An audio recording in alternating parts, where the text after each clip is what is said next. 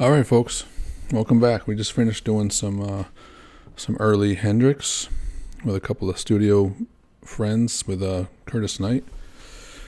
If you haven't seen that, go back and check that out. It's definitely worth a listen to. So we're going to get into here some McDonald and Giles. So some of the early, what would become King Crimson, and some of the members' side projects. Not side projects, but their solo albums, the direction they went after they left King Crimson immediately. So starting with Giles, and Fripp. And there's a lot of other people, a lot of other members that I wanted to point out, but we didn't play that particular song. But there was additional personnel. You had trombone, violins, viola, cello, keyboard, string arrangements, and as I said, backing vocals from the Breakaways on the Giles, and Fripp album. So there was a lot of other personnel to enjoy. So that was 1968, and we're going to jump into the next recording, which was the McDonald and Giles session, which was in 1970. Ian McDonald, Michael Giles departed King Crimson, Wake Up Poseidon, which they still performed on to some degree as session men, but went off and did their own thing after some disputes with Robert Fripp. So what we're going to jump into with them is their Suite in C, and it covers a couple songs. So apparently they were inspired by Abbey Road Side 2 medley, and this one on the one section of it also has Steve Winwood on piano. So what we have here is, and this was written by Ian McDonald, Suite in C. Here we go.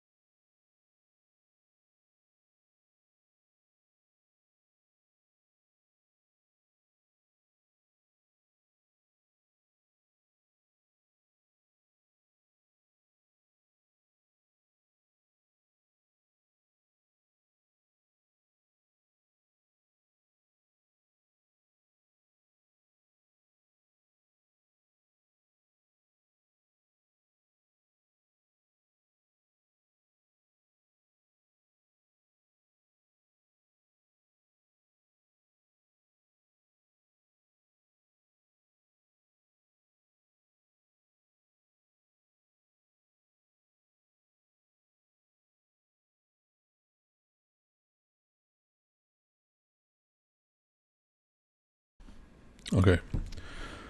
So yeah, I wanted to mention some of the personnel in this. So you had Ian McDonald, obviously on the flute, on the vocals, also on the guitar.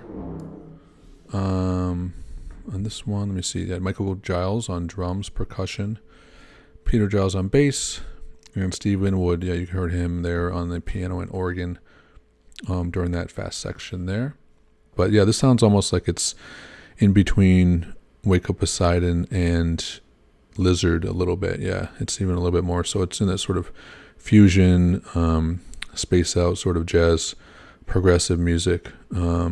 So yeah, it's a great album. But I would say definitely Michael Giles, boy, he just really epitomizes a tasteful drummer and someone who doesn't lose the sort of foundation in his experimentation and where he goes. It always seems to be, he's got one foot into tasteful and one foot in just going into unknown places. And Ian McDonald just has, just because of the sheer expansiveness of his musicality with different instruments, just amazing utilization, man. Somebody who can do almost anything, it seems like, with guitar. The guitar sounds fantastic. Sounds like, acoustic, just as clean and precise as Fripp. So it's amazing to have that amount of talent, but it sounds like they had a lot of fun doing this, a lot of freedom. So yeah, this one's, I haven't heard actually this. I think I maybe heard it one time, like years and years and years ago, and I kind of honed in on some of the particular parts of this album that hit me the most. So actually, it's been a long time. I haven't heard this in a long time, so it feels like a really new experience. And I think the same with the other side of the album. I may do the rest of the album at some point, along with some other Crimson members, do another portion of this, another part 2, because there's definitely some material that I want to hit again. So anyway, let's jump back into it, because it sounds like they're going to jump back into another part here. So it's about halfway through. Let's see what they're going.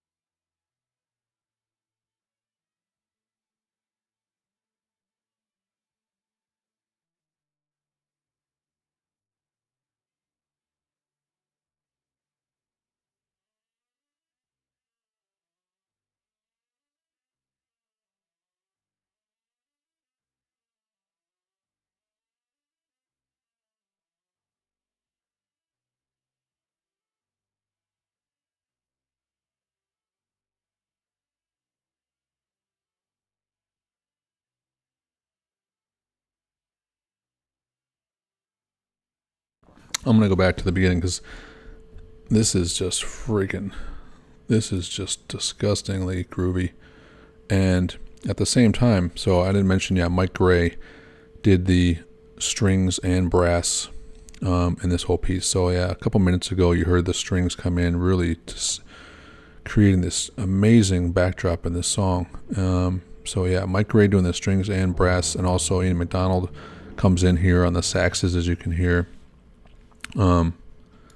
this one, just the groove is like so. It's amazing. Anytime I hear, especially when they start bringing in strings and brass, right? It starts to get a little stilted, right? You bring in so much, and everything else kind of suffers because of it. It can't have that grooviness. It feels like you got too many people on the boat, and it just stiffens it up.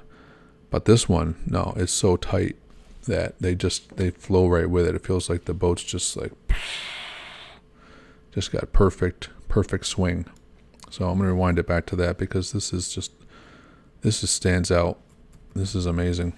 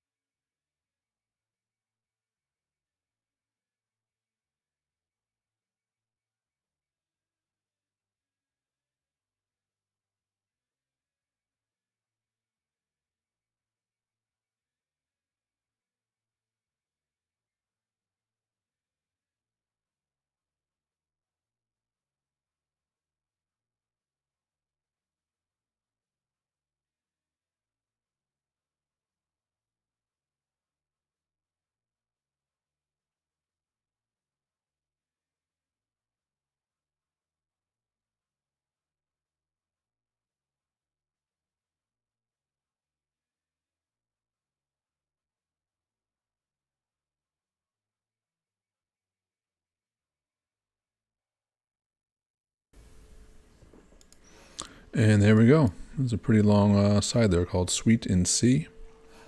So yeah, that definitely, I had my favorites in there. Obviously, when it really kicked in with the strings and the horns and the groove, and that bass was just like, the bass was monstrous on that part.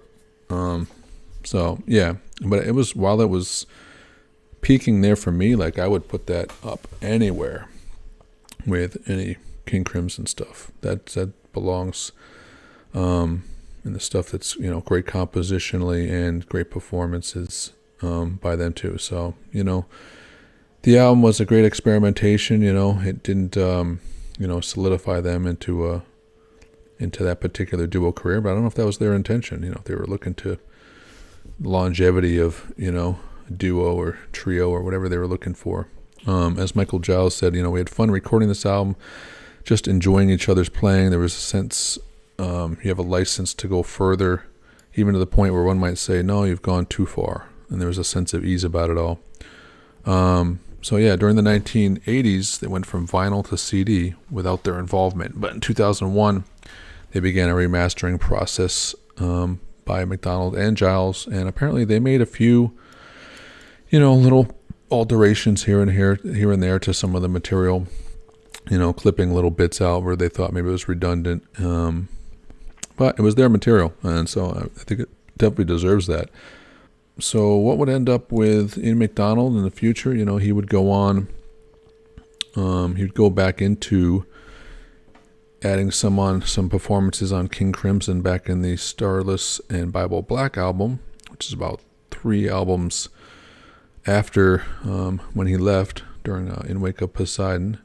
And Michael Giles did not, as far as I know, go back. But yeah, so playing saxophone, clarinet, flute, mellotron, vibes, and vocals on Starless and Bible Black. So Ian McDonald would go on to some other performers, other groups, so he definitely, made his rounds, and we may go into him later on doing some stuff. But yeah, Michael Giles pretty much did, In the Court of the Crimson King, jumped back out and Wake Up Poseidon, became very infatuated or uninfatuated with King Crimson at that point. Both him and his brother, the touring kind of ruined it for them. So anyway, Giles and McDonald and Giles. So that was a nice little look on some of the outskirts of King Crimson members at the time. Certainly you can see their input, how they were used with King Crimson, as musicians. They're individual musicians with their own abilities, their own composition, their own performance abilities. It's an amazing group of people. So anyway, yeah, I'd love to do some more in the future. Jump into some different things that we're looking at. I don't know how many people have heard the Peter Sinfield album, the McDonald and Giles. I know there's definitely fans out there, but you have to look for these things. It's not easy to find them. You can certainly do a little deep dive and you look up the members and look up their discographies and such. But luckily we get the internet, so I'm able to dig into the archives and find stuff if I really take the time to do it. So I appreciate you guys coming along. I hope you enjoy it. So I put a post up on my YouTube page. So first post, I'm looking for like an album from a group, first album, debut album. I got a bunch up there, if I remember correctly. So like David Bowie, Paul Pena, Thin Lizzy, I think George Harrison, first album. And I think there's one more up there, I can't remember. But yeah, all worthwhile choices, some more familiar than others. So I appreciate you being here. I'm going to throw up just before this, and if you haven't heard it, I did some really early Hendrix recordings. So yeah, I'm trying to do the outskirts, pick up a lot of the pieces that get dropped, get left behind a little bit, a little less explored, and believe it stands up with just any of the other material, just like this stuff here. I'd listen to this just as much as, some of the Crimson stuff. And see you in the next one. Take care.